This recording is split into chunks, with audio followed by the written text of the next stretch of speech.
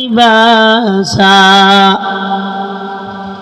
يواري سوآتكم وريشا ولباس التقوى আল্লাহ আপনাকে আমাকে বানাইয়া সৌন্দর্য মণ্ডিত করার জন্য লজ্জা স্থান ঢাকার জন্য পোশাক দিয়েছেন। আপনার আমার জন্য সেই পোশাকের নাম হলো তাকওয়ার পোশাক। বলেন কিসের পোশাক? তাকওয়ার পোশাক। কিসের পোশাক? তাকওয়ার পোশাক। তাকওয়ার পোশাক। আমি যুবকদেরকে প্রশ্ন করতে চাই, যুবক ভাইরা আমার, আপনারা যে সিরা প্যান্ট পরেন এরা কিসের পোশাক? শয়তানের পোশাক। আপনারা বোঝেন নাই? যুবক ভাইরা যে সিরা প্যান্ট পরে কিসের পোশাক?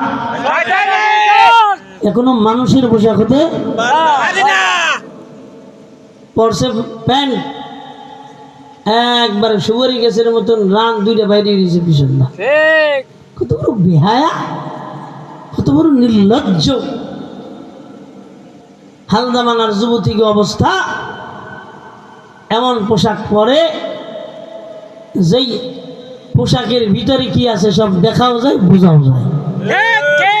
নবীজি এদের ব্যাপারে বলেছেন কিয়ামতের আলামত। শুধু তাই না, নবীজি বলেছেন এরা পোশাক পরতেও উলঙ্গ। নাউজুবিল্লাহ বলেন। এরা পোশাক পরতেও উলঙ্গ। লজ্জা নাই। মা মেয়ে একই মোবাইলের ভিতরে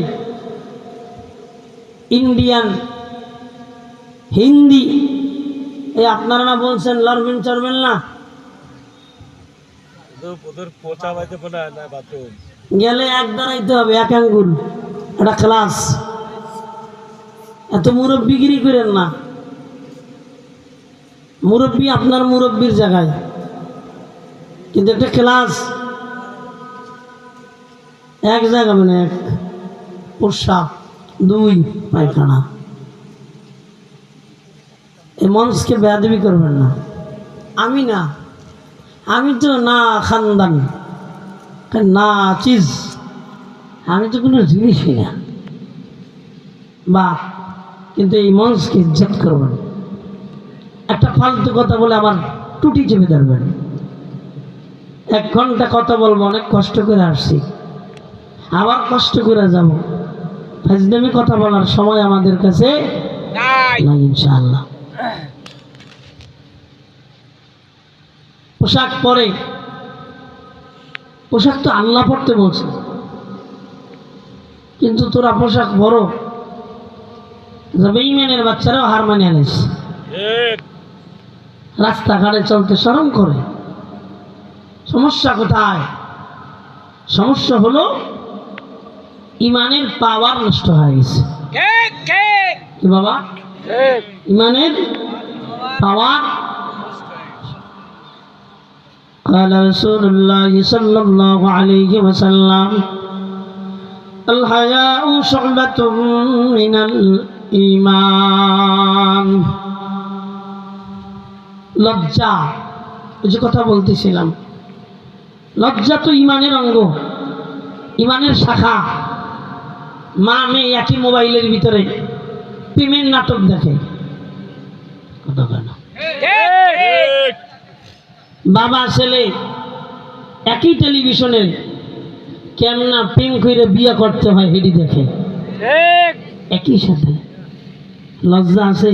হ্যাঁ, বাবাই বলতো তোর দাদার সামনে বসে ভাতই খেতাম না। এটা আগে ছিল। মানুষগুলি মূর্খ ছিল, কিন্তু তাদের আদর্শ ছিল মহান।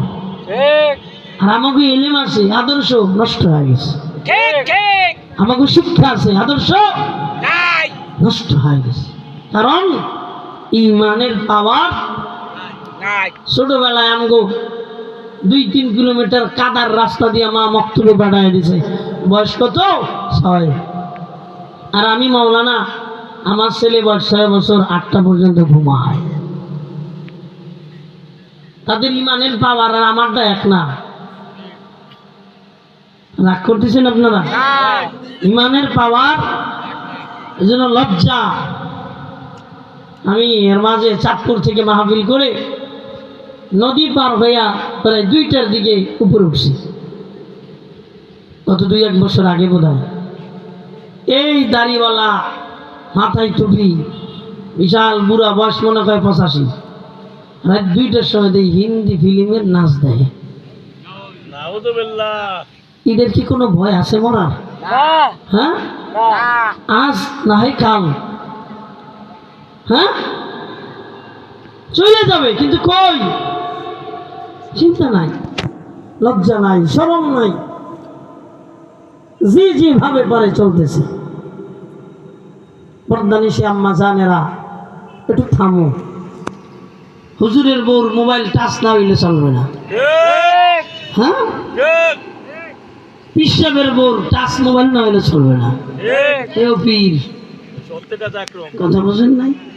অঙ্গ হালাত মনে হয় কেমন যদি আল্লাহ কয় শুরু কর, কেমন শুরু হয়ে যাবে।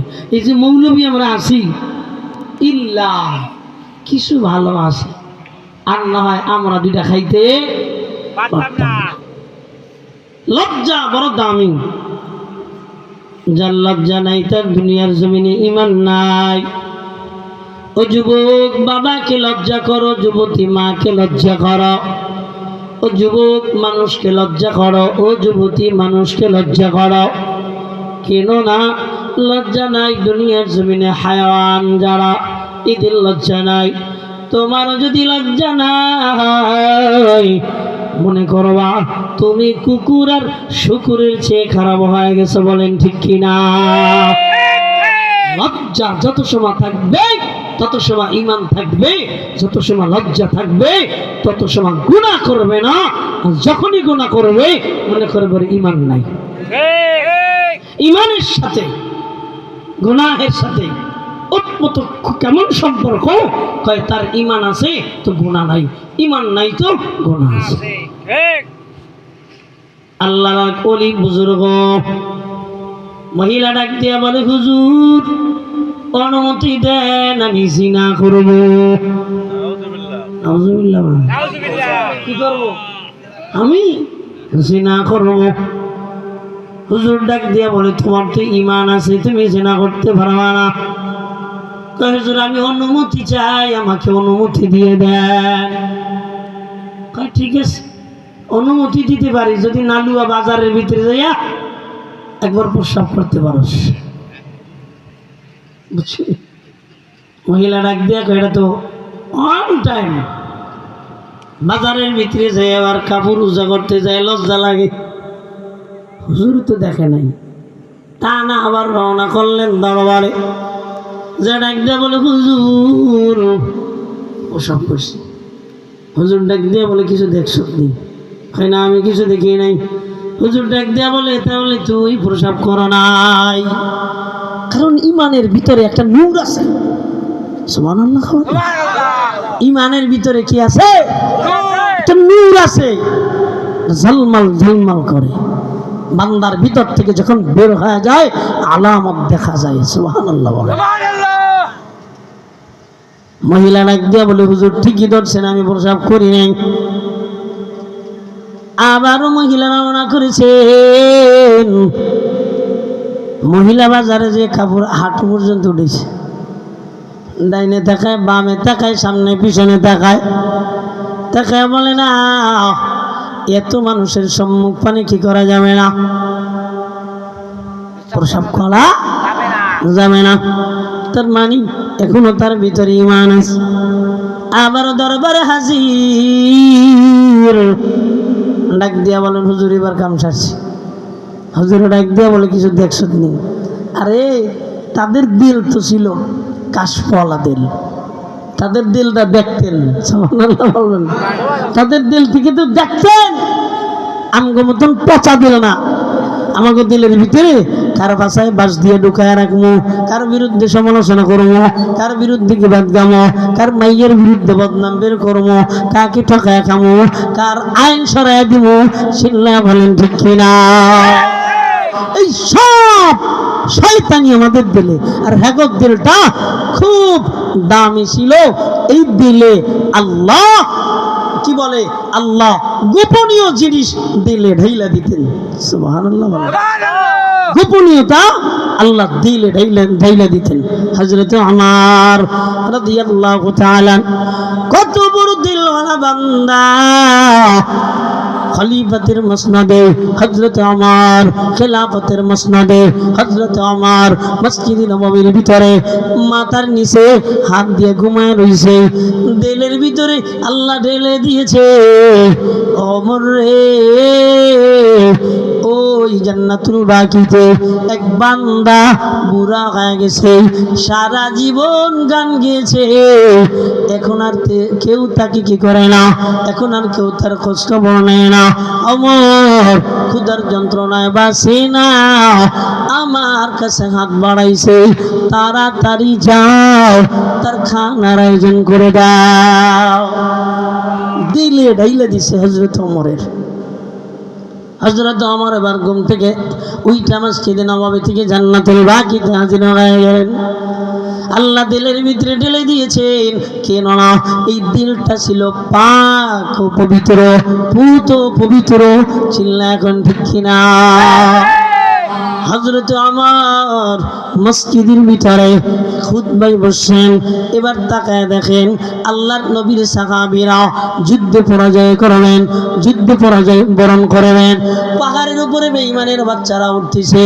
এবার হযরত ওমর এই মেম্বার থেকে ডাক দিয়েছে, ইয়া সারিয়া আল জাবাল, ইয়া সারিয়াল জাবাল। এখান থেকে ডাক দিয়েছে। যুদ্ধকামী সাহাবীরা 1000 কিলোমিটার দূর, ওনারা ডাক দিয়া বলেন, আমাদের মনে হইল হযরত ওমর